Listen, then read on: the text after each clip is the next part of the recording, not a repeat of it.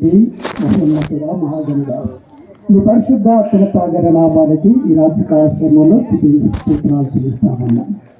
ప్రారంభించి కూడిక తండ్రి పాటల ద్వారా మయపరిచి ఉన్నాం. ఈ సమయంలో తండ్రి మరి మీ దాసులు లేచి మొత్తం అందించబోతుండగా నేటి దినానం ఈ కుటుంబానికి మాకు కాల్సవతమని తండ్రి మీ దాసుని తండ్రి సమృద్ధిగా మీరు అనుగించడం ప్రార్థిస్తున్నాం. సహాయం తెచ్చి మా ప్రభువును మేమైతే కావాలని కోరుకుంటున్నాము తండ్రి. అది మీ ద్వారా జరిగించబోతున్న విషయాన్ని మేము విరిగి మరి మీ దాసు ద్వారా ఏ దినమందున కావాల్సిన చక్కని ఆదరణ వాటిని మీ దాసుని మీరు వినిపించగలని మనం చేస్తూ ఉన్నాం. ఈ కోరికలో కూడిన ప్రతి ఒక్కరు కూడా తండ్రి ఇక్కడ చేరి ఉండగా మీ మాటలు వినటానికి భక్తి శ్రద్ధలతో కలిగి మీ మాటలు గ్రహించినట్టుగా ప్రతి ఒక్కరు దాని తండ్రి మీరు తాకమని ప్రార్థిస్తున్నాం. సహాయం తెచ్చి ప్రత్యేకంగా ఈ రాత్రి కావాల్సినంత కూడా ఈ కోరిక తండ్రి మీకు భయంకరం గారు ఈ కుటుంబానికి మాకు దేవునికంగా నడిపించగలని యేసు పరిశుద్ధ నామం అడిగి ప్రార్థించుకుంటున్నాము తండ్రి. అది మంచిది పిల్లారా, మన మధ్యలో సహోదానం ఉన్నారు. సహోదానం లేచి దేవుని కోట నిలిచిపోతుండగా సముద్ర ప్రేమతో ఆహ్వానిస్తూ ఉన్నాం.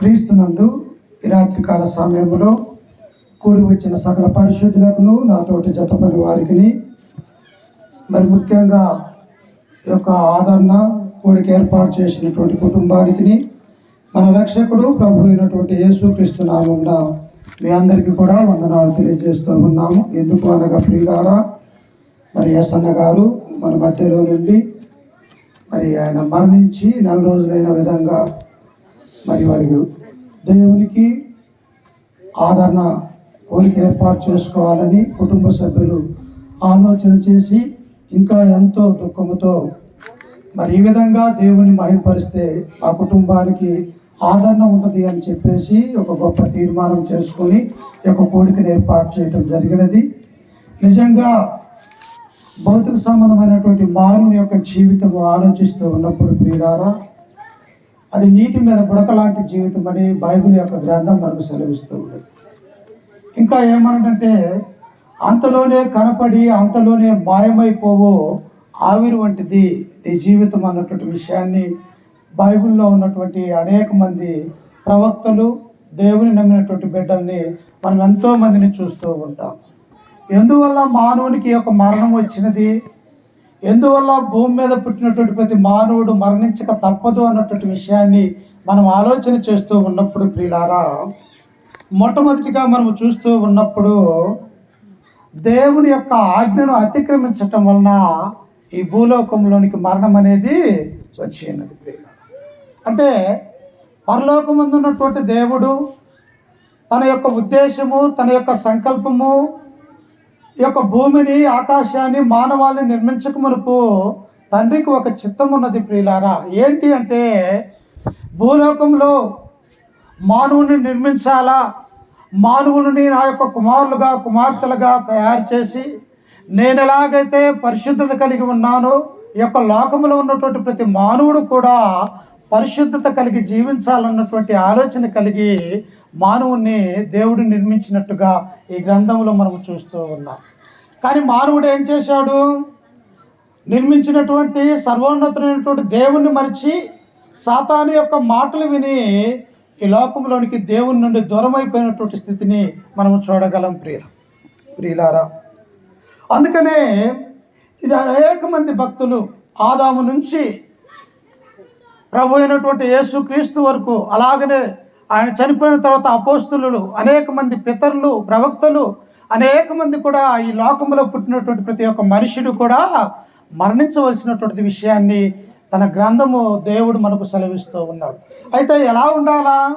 మరణించినటువంటి ఆ కుటుంబాలలో ఒక యజమానుడు మరణిస్తే ఆ యొక్క బాధ ఎలా ఉంటుందంటే ప్రియులారా, ఆ కుటుంబం కోలుకోవటానికి కనీసం 2-3 సంవత్సరాలు పడుతూ ఉంటుంది ప్రియులారా. ఎందుకు అంటే ఆయన జీవించినటువంటి జీవితం, మన మధ్యలో ఉన్నటువంటి జరిగించినటువంటి ఒక తండ్రిగా, ఒక భర్తగా, అనేక మంది ఒక అన్నదమ్ములలో, రక్త సంబంధికులలో అనేక విధాలుగా మనం ఆలోచన చేస్తూ ఉన్నప్పుడు ఎంతో దుఃఖం అనేది కుటుంబానికి ఉంటూ ఉన్నది. కానీ మరణం అనేది సర్వసాధారణమని మనకు మనమే ధైర్యం చెప్పుకునే వారిగా ఉండాలి ప్రియులారా. అందుకని ఈ సమయంలో చూడండి, యెహోషువ గ్రంథము, పరిశుద్ధ గ్రంథంలో నుంచి యెహోషువ గ్రంథము 1వ అధ్యాయము చూడండి ఒకసారి. యెహోషువ గ్రంథము 1వ అధ్యాయము మొదటి నుంచి చదువుకున్నాము. యెహోవా సేవకుడైన మోసే మృతి పొందిన తరువాత యెహోవా నూను కుమారుడు మోసే పరిచారకుడైన యెహోషువకు ఇలాగూ సెలవిచ్చెను. ఇక్కడ చూస్తూ ఉన్నప్పుడు ఒక గొప్ప వ్యక్తి మరణించినట్టుగా మనం చూస్తూ ఉన్నాం. ఎవరైనా 40 సంవత్సరాలు ఫరో యొక్క రాజు దగ్గర ఫరో యొక్క కుమారుడిగా ఉండి ఎంతో ఉన్నతమైనటువంటి స్థితిలో రాజనగర్లో పెరిగినటువంటి ఒక మోషేను మనం ఇక్కడ చూస్తూ ఉన్నాం. ఆ తర్వాత 40 సంవత్సరాలు ఎక్కడో మిద్యాను అరణ్యములో ఇత్రో అయినటువంటి ఆ మామ దగ్గర గొర్రెల కాపరిగా ఒక 40 ఏళ్ళను మనము చూడగలుగుతూ ఉన్నాం. మరొక 40 సంవత్సరాల యొక్క మోసే జీవితాన్ని మనం పరిశీలన చేస్తూ ఉన్నప్పుడు ఇశ్రాయేలును నడిపించే ఒక గొప్ప కాపరిగా, దైవజనుడుగా, ప్రవక్తగా, దేవుని యొక్క ప్రతినిధిగా ఒక్కొక్క 40 సంవత్సరాలు తన యొక్క జీవితంలో మనం చూస్తూ ఉన్నాం. అంటే 40 సంవత్సరాలేమో గొప్ప ఫరో యొక్క కుమారుడిగా రాజభవన్లో పెరిగాడు. 40 సంవత్సరాలు వచ్చేసి తన మామ అయినటువంటి ఇత్రో అనగా గొర్రెల కాపరిగా 40 సంవత్సరాలు మనం చూస్తూ ఉన్నాం. 40 ఏళ్ళు తన యొక్క జీవితం ఎలా ఉన్నదంటే ఇశ్రాయేలు యొక్క ప్రజలు నడిపించే నాయకుడిగా మోసేను మనం చూస్తూ ఉన్నాం. ప్రియులారా, వాస్తవంగా ఎలాంటి వాడో తెలుసా మోసే? ఎన్నో లక్షల మంది, కనీసం అక్కడ 6 లక్షల కాల్బలం అన్నాడు, కానీ ఇంచుమించు 32 లక్షల జనాంగాన్ని నడిపించే ఒక నాయకుడు ఎవరంటే ప్రియులారా మోసే. అంటే ఒక కుటుంబానికి ఎలాగైతే పెద్దగా ఉండి భార్య విషయంలో, కొడుకుల విషయంలో, కోడళ్ళ విషయంలో, మనవరాల విషయంలో అన్ని చూసుకొని ఎలాగైతే ఉంటాడో ఇశ్రాయేలు యొక్క జనాంగాన్ని నడిపించడానికి కూడా దేవుడు ఎవరిని ఎన్నుకున్నాడు అంటే మోషేని ఎన్నుకున్నట్టుగా మనం చూస్తూ ఉన్నాం. ఎందుకు?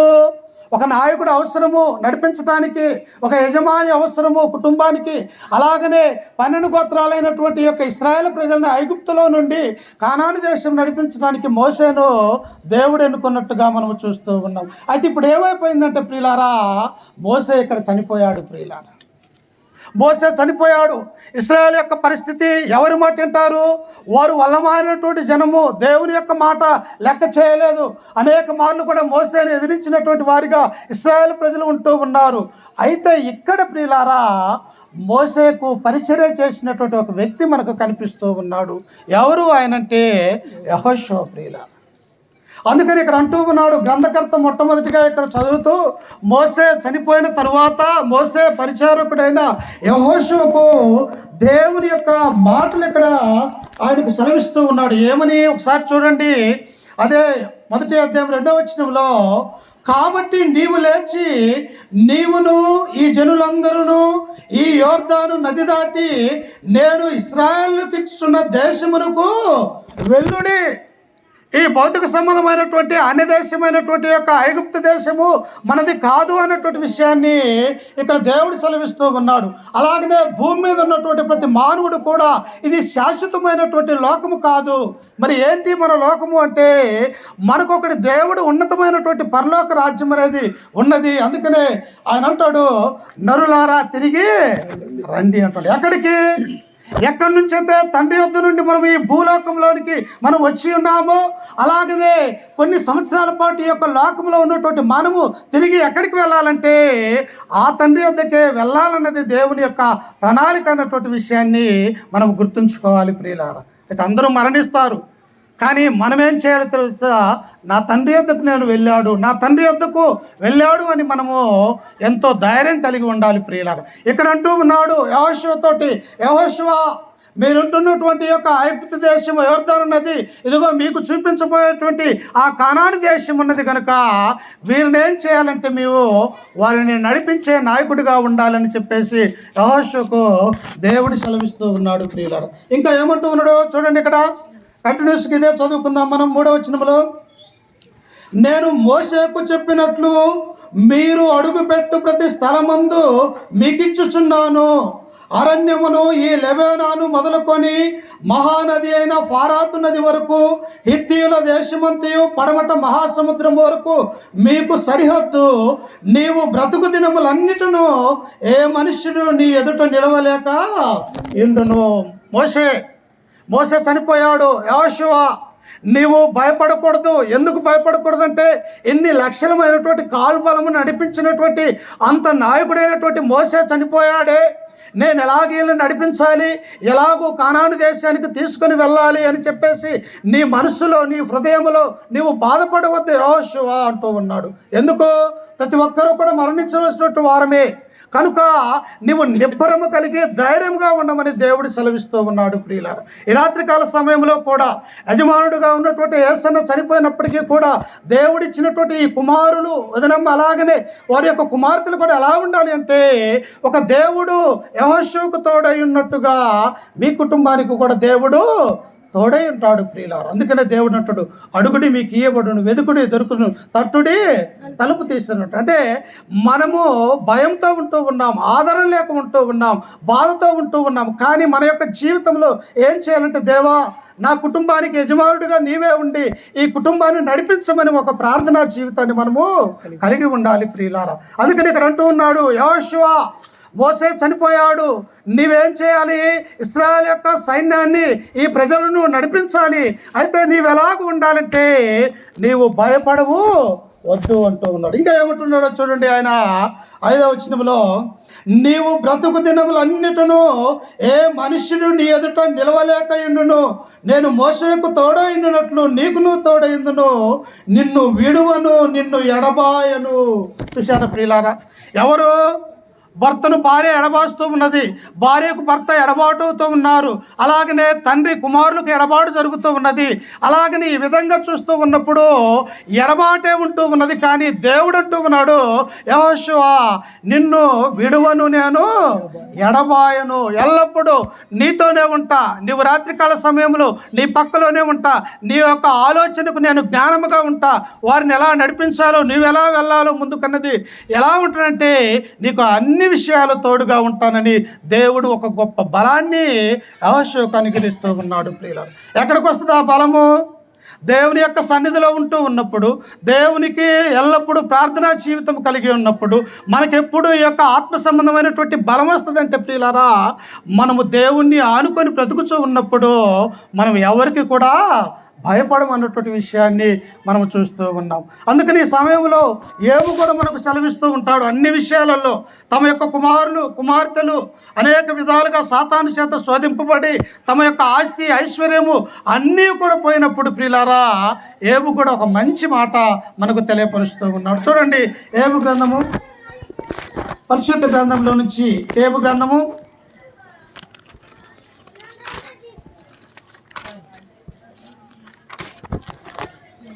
1వ అధ్యాయము, యోబు గ్రంథము 1వ అధ్యాయము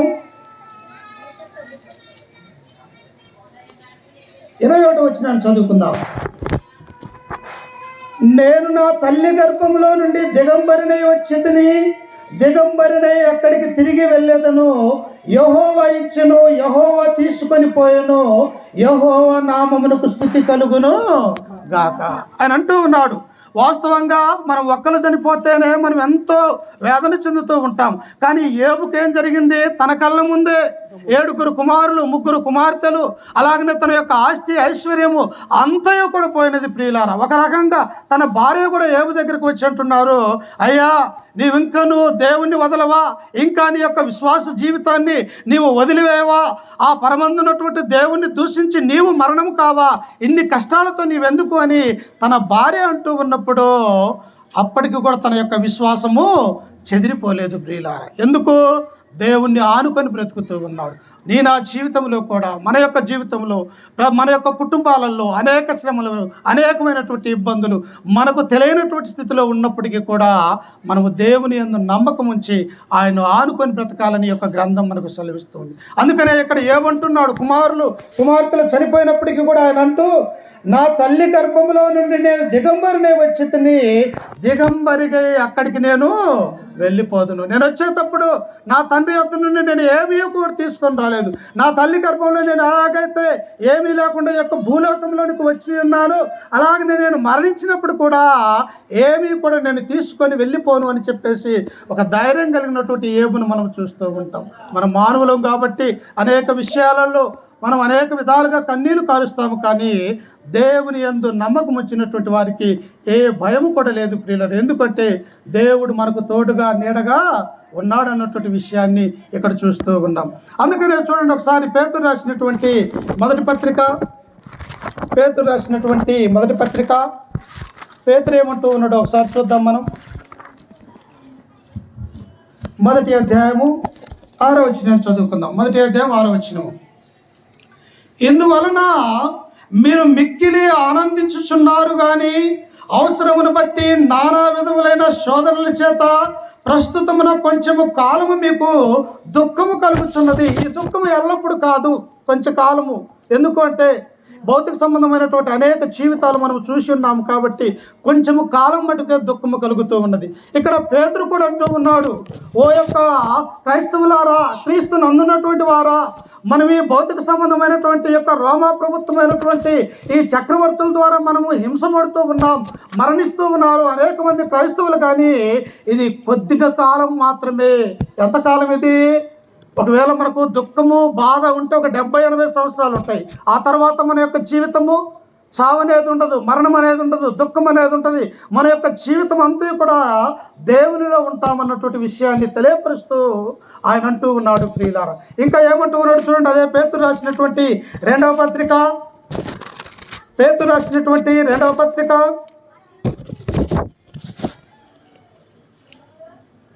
మొదటి అధ్యాయం 13వ వచనాన్ని చదువుకుందాం. పేతురు రాసినటువంటి రెండవ పత్రిక మొదటి అధ్యాయం 13వ వచనము. మరియు మన ప్రభు అయిన యేసు క్రీస్తు నాకు సూచించిన ప్రకారము నా గుడారమును త్వరగా విడిచిపెట్టవలసినది ఎరిగి నేను ఈ గుడారములో ఉన్నంత కాలము ఈ సంగతులను జ్ఞాపకం చేసి. ఏమంటూ ఉన్నాడు? గుడారం అనగా మనం భౌతిక సంబంధం వేసుకునే ఒక పరదా పట్టలు కాదు, లేకపోతే ఒక టెంట్లు కాదు ప్రియులారా. క్రైస్తవులకు చెబుతున్నటువంటి మాటలు. ఈయన ఎలాంటి వాడు? మొట్టమొదటిగా ఈయన ద్వారా సంఘం స్థాపించబడినటువంటి వ్యక్తి. అలాగనే యేసుక్రీస్తుకు 3 శిష్యులు ఆత్మ సంబంధంగా ఉంటే వారిలో ప్రాముఖ్యమైనటువంటి వ్యక్తి యొక్క పేతురు ప్రియులారా. అయితే ఇట్టి పేతురు కూడా తన యొక్క జీవితంలో అనేకమైనటువంటి అద్భుతాలు, సూచక్రియలు, చనిపోయినటువంటి వారిని సైతం లేపినటువంటి ఆయన అంటూ ఉన్నాడు, ఈ గుడారం అనేది నేను కూడా వదిలివేయాలని దేవుడు కోరుకుంటూ ఉన్నాడు. మరణం అనేది ఎవరు అడుగుతున్నారు? నరులారా తిరిగి రండి ఎవరు పిలుస్తూ ఉన్నారు? మనం అనుకుంటాం దేనొక చేత చనిపోతూ ఉన్నామని చెప్పేసి, దేనొక మీద యాక్సిడెంట్లుగా, లేకపోతే హార్ట్ అటాక్ను, లేకపోతే ఇంకో విధంగా వృద్ధాప్యం వచ్చి మనము చనిపోతూ ఉన్నాము. కానీ స్వయంగా దేవుడే పిలుస్తూ ఉన్నాడు, నరులారా తిరిగి నా దగ్గరికి రండి అని పిలుస్తూ ఉన్నాడు. ఈ సంకల్పం అర్థం కావట్లే మానవాళికి. అందుకని ఇక్కడ పేతురు అదే విషయాన్ని తెలియపరుస్తూ ఉన్నాడు. ఏమంటూ ఉన్నాడు ఆయన? ఈ గుడారం అనేది దేవుడు నాకు సూచించిన ప్రకారము నేను వెడలిపోయే కాలము సమీపమై ఉన్నది అని చెప్పేసి పేతురు మనకు సెలవిస్తూ ఉన్నాడు ప్రియులారా. ఇంకా ఏమంటున్నాడు చూడండి, చదువుకుందాము. అదే అక్కడి నుంచే చదవండి మీరు ఉంటే. మీకు కరెంట్ లేదుగా, సరే ఇదిగా. నా గుడారము త్వరగా విడిచిపెట్టవలసి వచ్చినది ఎరిగి నేను ఈ గుడారములో ఉన్నంత కాలము ఈ సంగతులను జ్ఞాపకము చేసి మిమ్మును రేపుట న్యాయమని ఎంచుకొనుచున్నాను. ఏ సంగతులు? ఒకవేళ మనకు కూడా ఎప్పుడు మరణం వస్తుందో తెలియనటువంటి స్థితిలో మనం ఉంటూ ఉన్నాము కనుక మనము ఏ సంగతులు మన యొక్క పిల్లలకు నేర్పించాలంటే ప్రియులారా, ఈ పరిశుద్ధ గ్రంథంలో ఉన్నటువంటి 66 పుస్తకాలలో ఉన్నటువంటి దేవుని యొక్క సంకల్పాన్ని మనం నేర్పించాలి ప్రియులారా.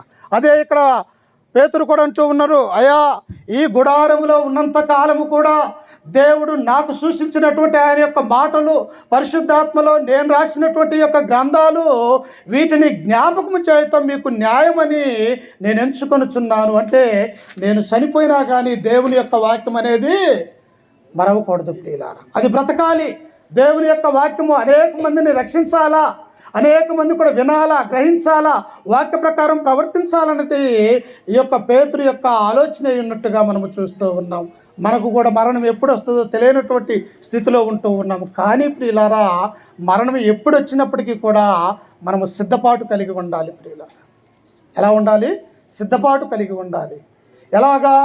మత్తయి సువార్త 20వ అధ్యాయంలో మొదటి నుంచి మనం 10 వచనాలు చదువుకుంటూ ఉన్నప్పుడు బుద్ధి కలిగినటువంటి కన్యకులు 5 ఉన్నారు, బుద్ధి లేనటువంటి కన్యకులు 5 ఉన్నారు. పెళ్లి కుమారుడు ఎప్పుడు వస్తాడో అని ఎదురు చూసేవారు 5 అయితే, ఆ పెళ్లి కుమారుడు ఎప్పుడోసారి వస్తాడని నిద్రపోయేటువంటి వారు 5 ఉంటూ ఉన్నారు. కానీ పెళ్లి కుమారుడు రానే వచ్చాడు. బుద్ధి కలిగినటువంటి కన్యకులు పెళ్లి కుమారుడితోటి ఆ యొక్క వివాహ మహోత్సవంలోనికి వెళ్ళినట్టుగా మనం చూస్తూ ఉన్నాం. అందుకనే మనం ఎల్లప్పుడూ కూడా సిద్ధపాటు కలిగి ఉండాలి ప్రియులారా. అందుకనే మనం చూస్తూ ఉంటే చూడండి, తిమోతికి రాసినటువంటి 2వ పత్రిక, అపోస్తలుడైనటువంటి పౌలు గారు తిమోతికి రాసినటువంటి 2వ పత్రిక ఆయన కూడా మనకు సెలవిస్తూ ఉన్నాడు. ఒకసారి చూడండి, తిమోతికి రాసినటువంటి 2వ పత్రిక 4వ అధ్యాయము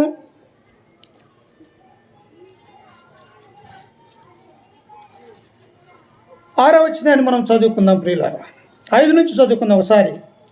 తిమోతికి రాసినటువంటి 2వ పత్రిక 4వ అధ్యాయం 5వ వచనం. అయితే నీవు అన్ని విషయములో మితముగా ఉండుము. ఎన్ని విషయాలంట?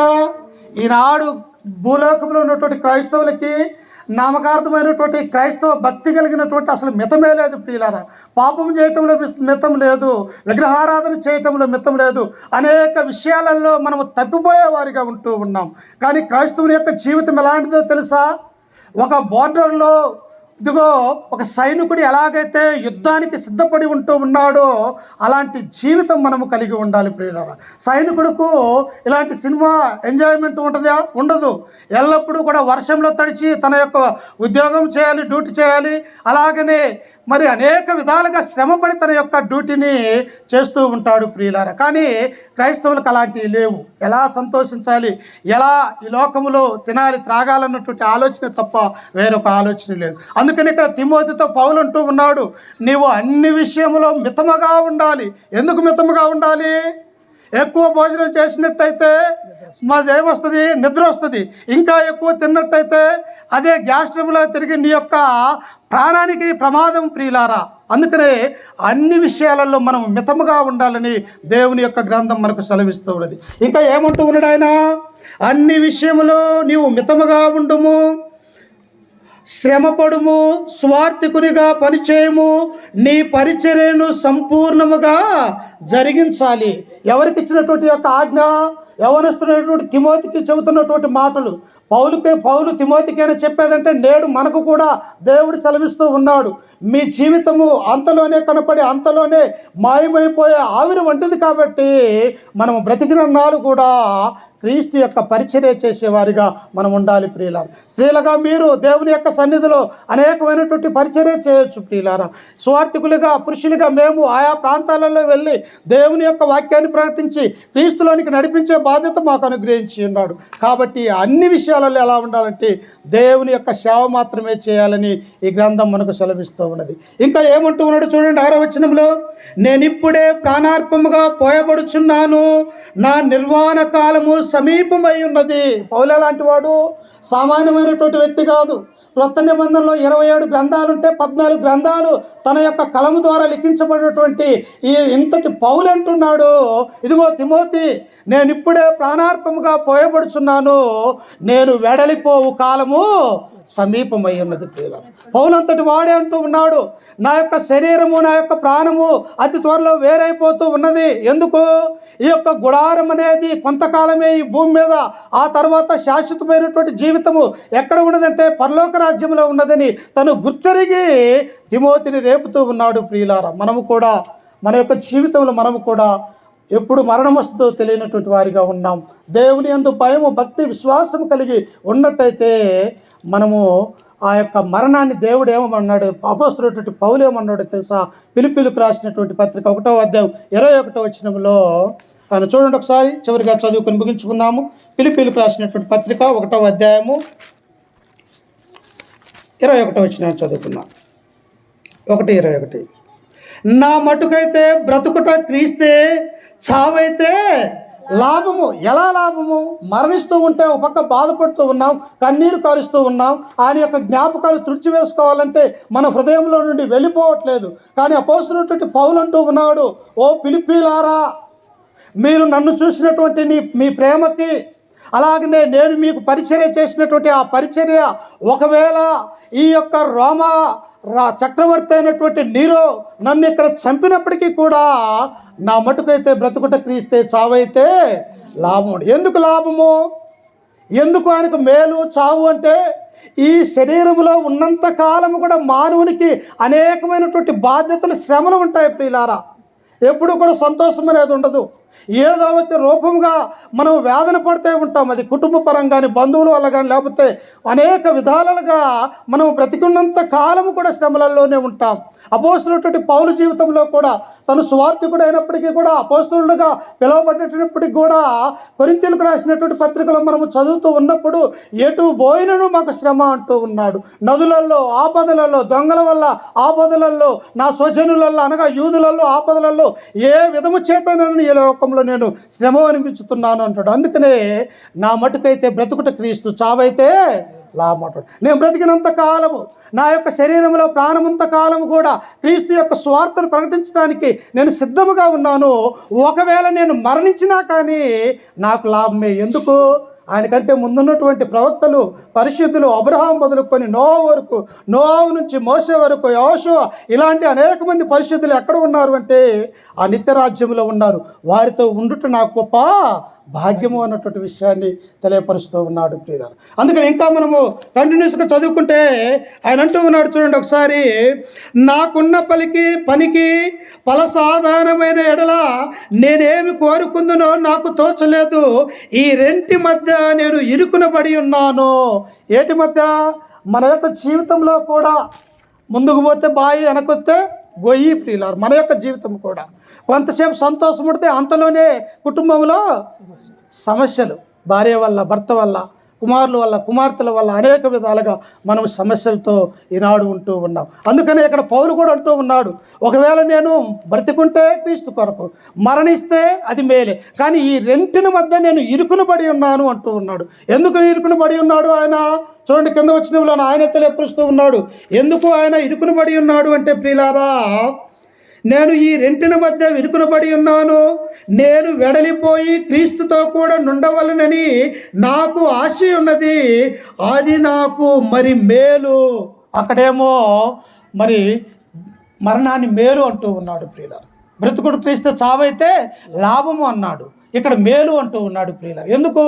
నేను మరణిస్తే మేలు ఎందుకని అంటున్నాడంటే, అక్కడ క్రీస్తు తండ్రి కుడిపార్శ్వం మీద ఉండి రాజ్య పరిపాలన చేస్తూ ఉన్నాడు కనుక నేను ఆయనతో పాటు అక్కడ కూర్చొని సంతోషిస్తాను అని చెప్పేసి అంటూ ఉన్నాడు. నిజంగా ఈ యొక్క రాత్రికాల సమయంలో ఈ యొక్క సబ్జెక్టు చెప్పాల్సి వస్తుందని నేను కూడా ఊహించలేదు ప్రియులారా. కానీ యేసన్న చాలా మంచివాడు. ఆయన యొక్క జీవితంలో చూస్తూ ఉన్నప్పుడు మాలాంటి యవనస్తులకు, పిల్లలకు, అనేక మందికి కూడా చాలా మంచిగా చెప్పేవాడు. కొన్ని విషయాలలో కఠోరంగా మాట్లాడి మరి సరైనటువంటి నడవడికను నేర్పించినటువంటి వాడిగా నేను చిన్నప్పటి నుంచి కూడా ఎరుగుదును. కాబట్టి ఈ కుటుంబానికి దేవుడు గొప్ప ఆదరణ ఇవ్వాలని, చనిపోయినప్పటికీ కూడా ఆయన తండ్రితో క్రీస్తుతో కూడా ఉంటాడని ఆ నిరీక్షణ గలవారై ఉండాలి. అలాగనే ఆ కుటుంబ సభ్యులు కూడా క్రీస్తులో ఎల్లప్పుడూ కూడా ఎదగాలని చెప్పేసి ఈ వాక్యం ద్వారా హెచ్చరిస్తూ, ఈ మాటలు నన్ను నేను కూడా హెచ్చరిక చేసుకుంటూ, ఓపికతో మీ అందరికీ మన రక్షకుడు ప్రభు అయినటువంటి యేసుక్రీస్తు నామమున వందనాలు తెలియజేస్తూ, ఈ అవకాశం ఇచ్చినటువంటి అన్నగారికి వందనాలు తెలియజేస్తూ ముగిస్తూ ఉన్నాను.